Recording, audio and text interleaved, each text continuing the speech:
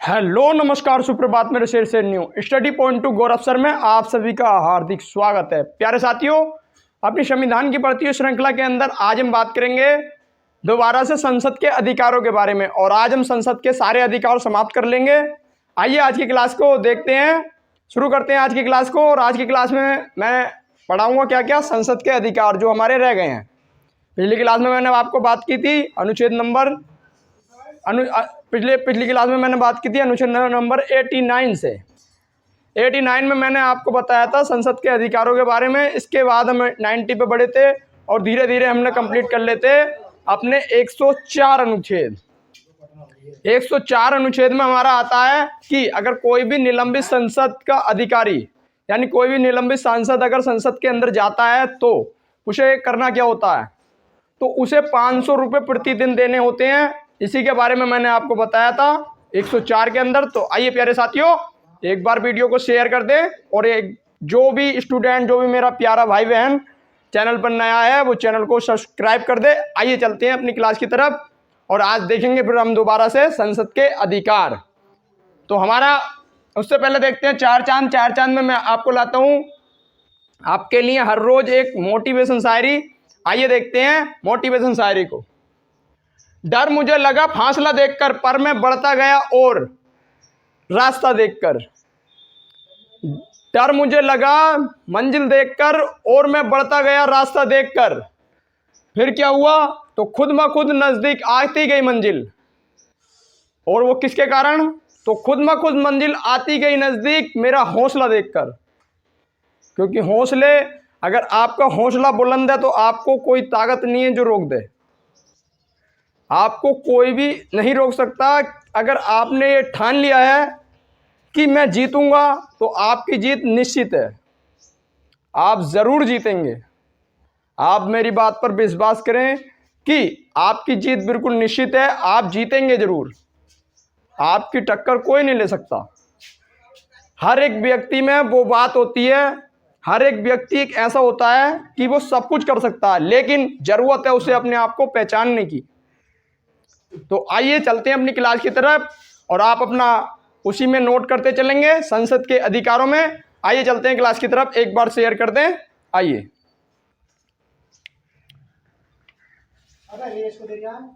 तो आइए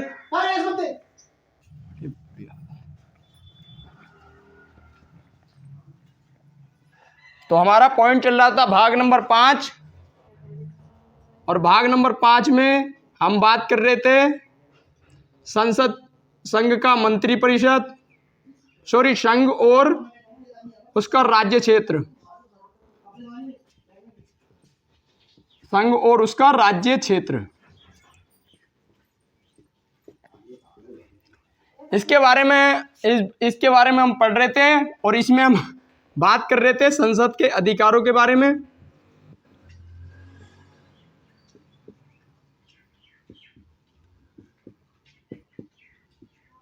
और संसद के अधिकार हमारे कहाँ से कहाँ तक है, तो ये हमारे 89 से हम शुरू करते हैं संसद के अधिकारों को, और हमारा जाता है ये 122 तक। तो आइए प्यारे साथियों, हम इन्हें ही देखते हैं। और हम बात कर चुके थे कहाँ की, तो 104 तक की हम बात कर चुके थे। और इसके बाद हम बढ़ते हैं अपने अगले अनुच्छेदों पर। आइए लिख लेते हैं अनुच्छेद नंबर 106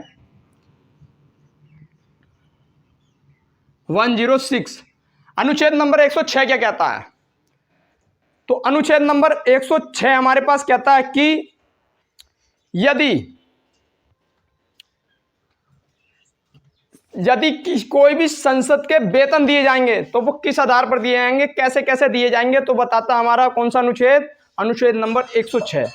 अनुच्छेद नंबर 106 कहता है कि संसद के अधिकार है, संसद को यह अधिकार है कि उसके वेतन भत्ते संसद के जो सदस्य होते हैं उनके वेतन भत्ते कहां से दिए जाएंगे, भारत की संचित निधि से। और उन वेतन भत्तों में कभी भी बदलाव नहीं किया जा सकता, यानी कि उनके वेतन भत्तों को कभी भी कम नहीं किया जा सकता। ये हमारे संविधान में ज्यादातर व्यक्तियों पर लागू है, क्योंकि संसद के अंदर ये बताया है कि जो नागरिक होते हैं, जो भारत के अधिकारी होते हैं, इनके वेतन में कभी भी कमी नहीं की कमी नहीं की जा सकती, जबकि इनके वेतन को बढ़ाया जा सकता है। आइए नोट कर लेते हैं संसद के वेतन भत्ते।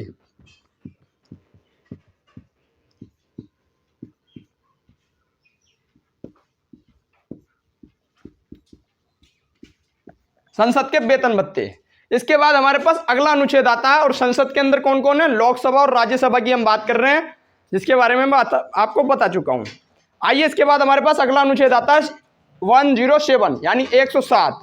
107 में हमारा बताया कि 107 में बताया कि एक साधारण विधेयक की परिभाषा।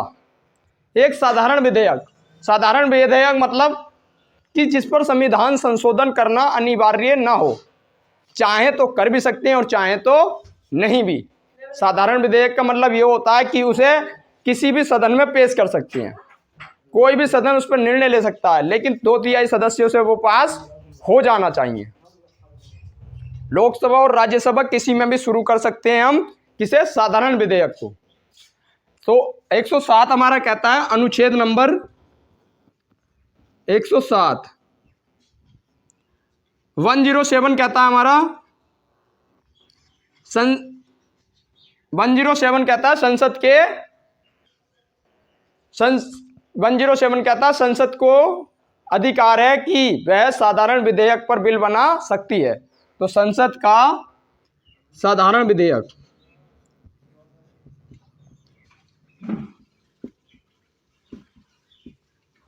साधारण विधेयक, और इस साधारण विधेयक आपसे पूछा जा सकता है कि सन 2019 में हुआ जम्मू कश्मीर अलग, यानी जम्मू कश्मीर को एक राज्य के दर्जे से हटाकर एक केंद्र शासित प्रदेश का दर्जा दिया गया। केंद्र शासित दर्जे से हटाकर उसे एक नया राज्य का दर्जा मिला, जो हुआ सन 2019 के अंदर। और ये किसके तहत हुआ था, तो ये था एक साधारण विधेयक। तो आप इसमें नोट कर सकते हैं कि जम्मू कश्मीर बिल,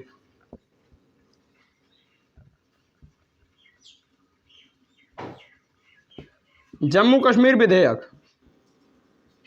ये कैसा था। तो आपसे एक नंबर में पूछा जा सकता है कि जम्मू कश्मीर विधेयक कैसा था, तो ये एक साधारण विधेयक था। इसके बाद आता है हमारे पास अनुच्छेद नंबर 108। तो प्यारे साथियों, एक बार वीडियो को शेयर कर दें और चैनल को, जो भी नया है वो चैनल को सब्सक्राइब कर दे और लाइक कर दे। आइए देखते हैं 108 को। 108 में हमारा आता है संयुक्त अधिवेशन, जो हमारा कौन लाता है, तो राष्ट्रपति द्वारा लाया जाता है संयुक्त अधिवेशन। इसके बारे में मैं आपको पहले ही बात कर चुका हूं, तो आप नोट कर सकते हैं संयुक्त अधिवेशन, अनुच्छेद नंबर 108। अनुच्छेद नंबर 108 कहता है संयुक्त अधिवेशन।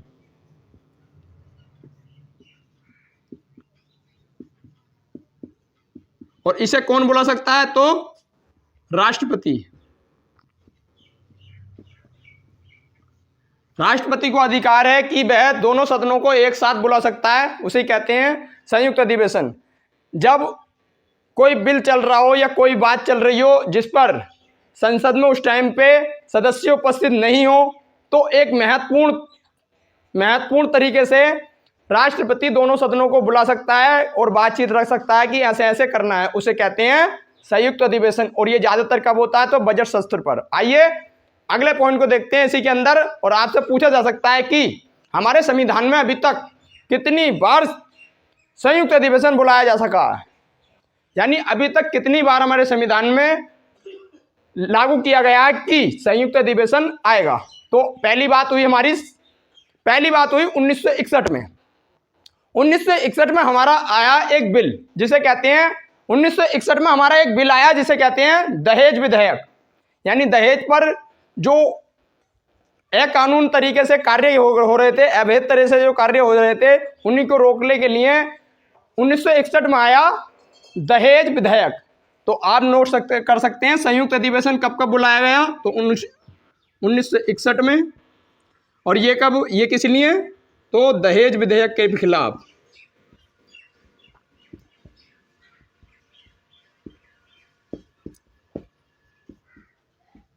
और इसके बाद हमारे पास अगला आया जिसे कहते हैं अगला आया बीमा सुधार। और ये बीमा सुधार हमारे पास कब आया, तो आया 1979 में, यानी 1979 में आया हमारे पास बीमा सुधार अधिनियम। यानी 1989 में 79 में आया बीमा सुधार। बीमा सुधार के खिलाफ भी कैसा अधिवेशन आया? तो आया संयुक्त अधिवेशन। इसके बाद हमारे पास अगला आया सन 2002 के अंदर, और सन 2002 के अंदर ये आया आतंकवाद विरोधी अधिनियम। आतंकवाद विरोधी अधिनियम कब आया? तो 2002 में। और क्या था ये? तो इसमें बुलाया गया संयुक्त अधिवेशन। तो अगला लिख सकते हैं आप, अनुच्छेद 2002 में, सॉरी अनुच्छेद नहीं, सन 2002 में आया हमारे पास आतंकवाद विरोध अधिनियम।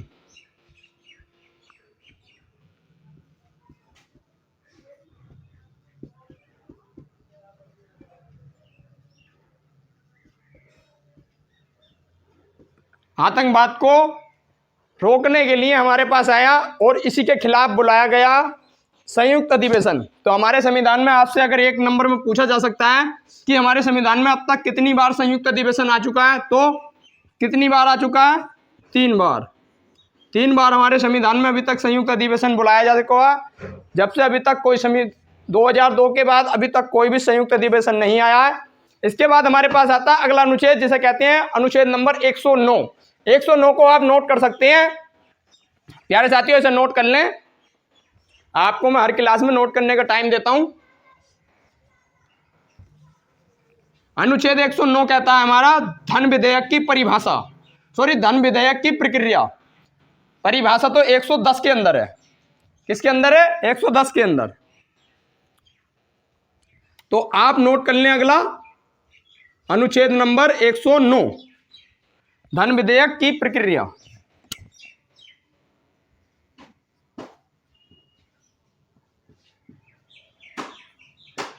धन विधेयक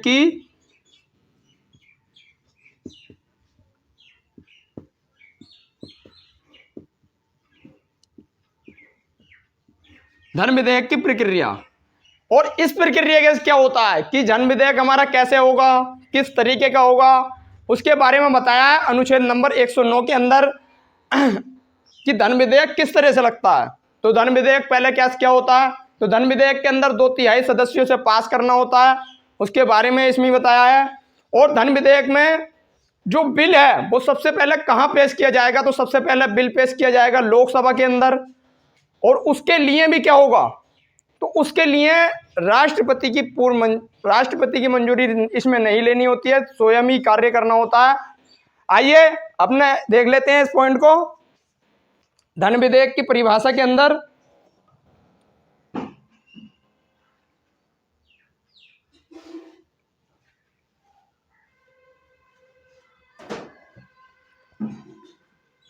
तो इसके अंदर आप लिख सकते हैं, वैसे तो आप इसमें इतना लिखे कि धन विधेयक की प्रक्रिया। आपको परिभाषा के अंदर मैं सारी चीज लिख पाऊंगा। आइए अगला अनुच्छेद देख लेते हैं हम, अनुच्छेद नंबर 110। अनुच्छेद नंबर 110 हमारे पास क्या कहता है? अनुच्छेद नंबर 110 कहता है कि धन विधेयक की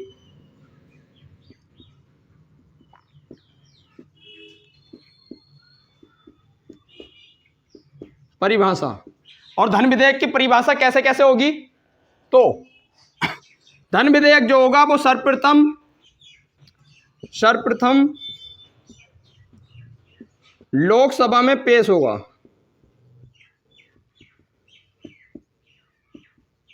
ये इसके अंदर ही पॉइंट है, आप इन्हें नोट करते चलें। सर्वप्रथम लोकसभा में पेश होगा, ये कहाँ कहा गया है? तो परिभाषा के अंदर।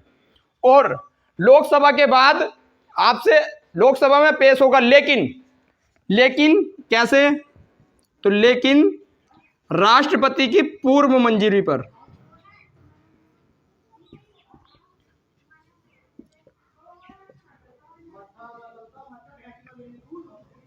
राष्ट्रपति की पूर्व मंजूरी पर ही लोकसभा में पेश होगा। लेकिन आपसे पूछा जा सकता है कि इसके अंदर जो लोकसभा और राज्यसभा है, इसके अंदर इसकी शक्तियां कैसी होती हैं? तो इसकी शक्तियां कैसी होती हैं इसके अंदर? तो लोकसभा और राज्यसभा की शक्ति इसके अंदर बराबर नहीं होती हैं। किसके अंदर? धन विधेयक के अंदर। तो धन विधेयक के अंदर क्या होता है? लोकसभा और राज्यसभा इनकी शक्तियां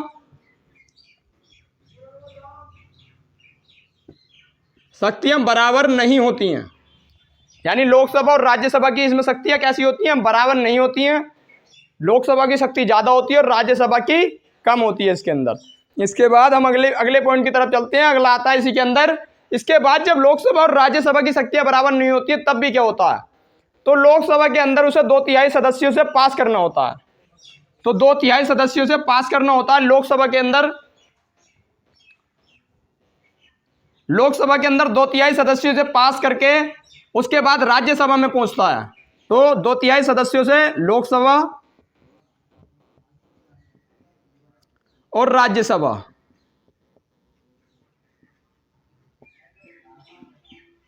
ये दोनों क्या करती हैं? तो ये दोनों पास कर देती हैं।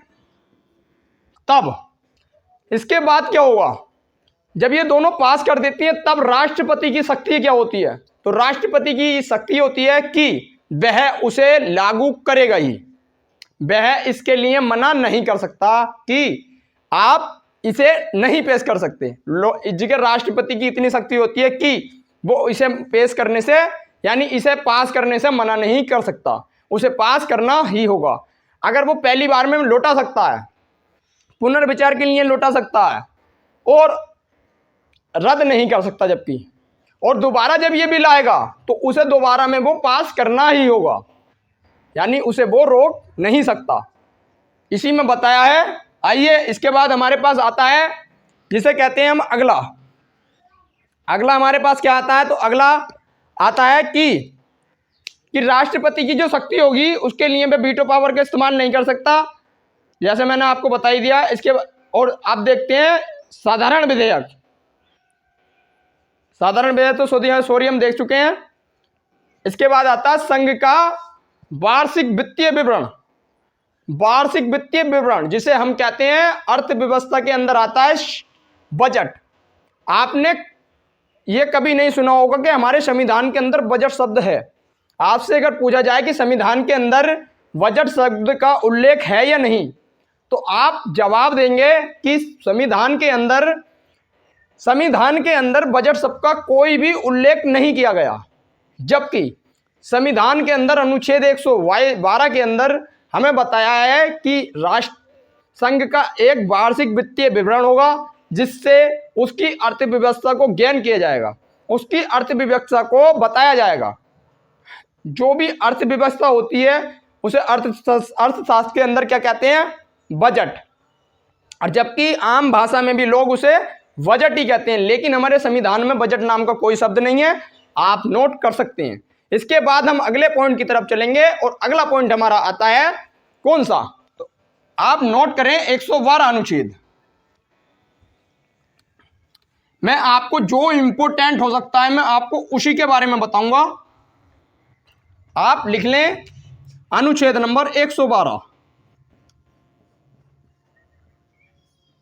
और अनुच्छेद नंबर 112 हमारा कहता है कि संघ का वार्षिक वित्तीय विवरण, संघ का वार्षिक वित्तीय विवरण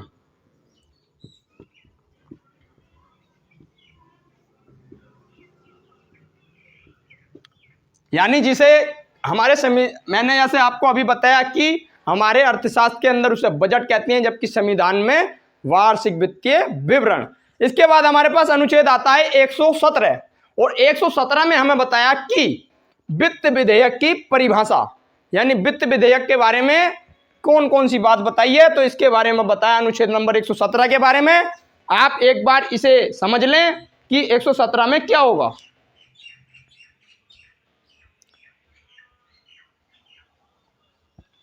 और इसके अंदर क्या क्या होता है, तो अनुच्छेद नंबर 117 लिख लें आप। इसके बाद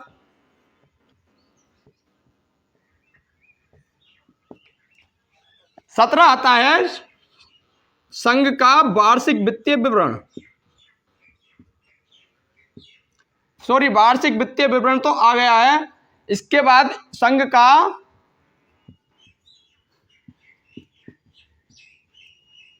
वित्तीय, यानी जो वित्तीय जो होता है, मतलब वित्तीय का मतलब ये है कि वित्तीय संविधान संशोधन कैसे कर सकते हैं हम अपने इसके अंदर, यानी जो वित्तीय विधेयक है, एक तो होता है हमारे पास साधारण विधेयक, एक होता है धन विधेयक, और एक होता है हमारे पास वित्तीय विधेयक। विधेयक आपसे पूछे जाएं तो कितने प्रकार के होते हैं? 3 प्रकार के। कौन सा? अनुच्छेद नंबर मैंने आपको बताया 106 के अंदर, 106 के अंदर मैंने आपको साधारण विधेयक बताया। इसके बाद हम चले और अगले अनुच्छेद को देखा, जिसे हमने कहता है 109 और 10, जिसके बारे में बात की गई धन विधेयक। और इसके बाद 117 आया और 117 में बात करेंगे संघ का वित्तीय विधेयक। और इस वित्तीय विधेयक में क्या होता है, आपको मैं सारी जानकारी लिखवा रहा हूं। एक बार लाइक कर दें क्लास को, अगर आपको पसंद आ रही हो तो एक बार इसे शेयर कर सकते हैं, जिससे कि मेरी क्लास में ज़्यादा से ज़्यादा स्टूडेंट जुड़ जाएं, जिससे कि उनका नुकसान ना हो। मैं आपको ये बिल्कुल फ्री क्लास, आपने आज तक कभी यूट्यूब पर देखी नहीं होगी, आपने कभी भी एक क्लास ऐसी क्लास नहीं देखी होगी कि आपको बिल्कुल डीप से पढ़ाया जा रहा है, और वो भी फ्री में। मैं आपको पूरे के पूरा सब्जेक्ट पढ़ाने की गारंटी लेता हूं। मेरा ये लक्ष्य है कि आपको मैं पूरा सब्जेक्ट पढ़ाऊं, और आपका भी थोड़ा लक्ष्य ये बनता है, आपका भी थोड़ा मतलब ये बनता है कि आप इसे एक बार शेयर कर दें। आपसे मैं कोई रुपया पैसा नहीं कह रहा हूं, आप सिर्फ इसे वीडियो को शेयर कर दें, जिससे कि और बच्चों तक भी ये जानकारी पहुंच सके, और मेरे प्यारे भाई बहन भी इस क्लास को देख सकें, जिससे कि जिस भी बच्चे को पैसे में कोई प्रॉब्लम होती है उसे फ्री में कोचिंग दी जाए। मेरा लक्ष्य यही है। आइए देखते हैं अपने अगले पॉइंट को, संघ का वार्षिक वित्तीय विवरण विधेयक। और इसके अंदर क्या होता है, तो इसके अंदर लोकसभा और राज्यसभा की शक्ति जो होती हैं वो बराबर होती हैं, यानी लोकसभा प्लस राज्यसभा, इनकी जो शक्ति होती है वो कैसी होती है, तो शक्ति इनकी बराबर होती है। शक्ति कैसी होती है? बराबर। इसके बाद आपसे पूछा जा सकता है कि यह सबसे पहले कहां पेश होता है, तो यह भी सबसे पहले कहां पेश होता है, तो लोकसभा के अंदर सर्वप्रथम पेश किया जाता है। और इसके बाद 2/3 सदस्य ही मायने रखते हैं, यहां पर सब 2/3 सदस्य ही पास करते हैं, और इसके बाद राष्ट्रपति को इस पर हस्ताक्षर करने होते हैं। इसके बाद ये पास हो जाता है, और अभी तक हमारे संविधान में कोई ऐसा विधेयक नहीं बना है। आइए प्यारे साथियों, इसके बाद हमारे पास अगला अनुच्छेद आता है, जिसे कहते हैं हम अनुच्छेद नंबर 120। और 120 में हमारा क्या आता है, तो 120 हमारा कहता है संसद में भाषा का प्रयोग। तो संसद के अंदर कौन सी भाषा प्रयोग की जाएगी, इसके बारे में बताया अनुच्छेद नंबर 120 के अंदर, यानी संसद की भाषा। आप लिख लें अनुच्छेद नंबर 120, यानी 120।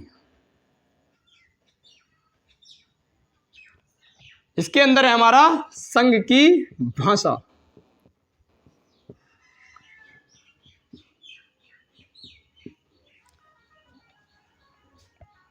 ऐसे लिखें, संघ की संसद की भाषा। वैसे तो संघ में संसद ही चलती है,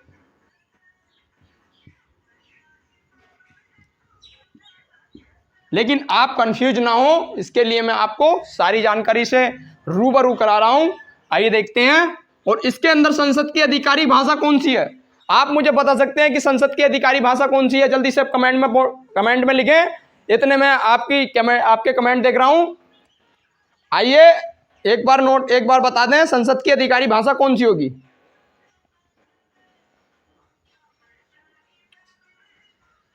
चलो मैं ही बता देता हूं कि संसद की आधिकारिक भाषा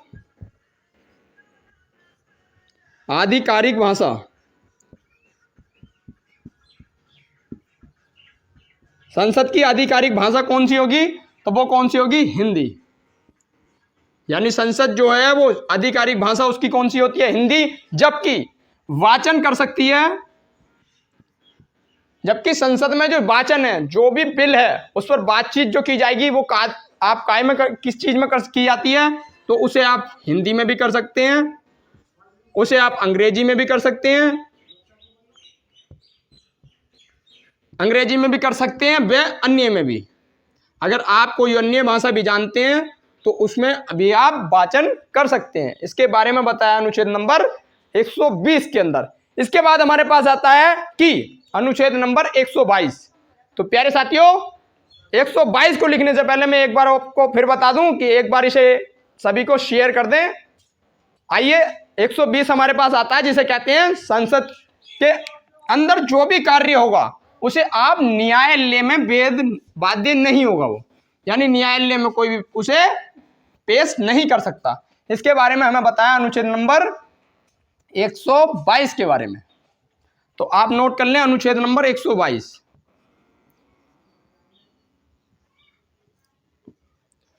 यानी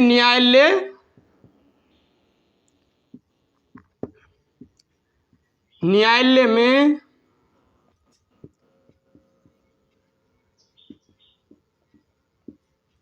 संसद के कार्यों पर हस्तक्षेप नहीं किया जाएगा।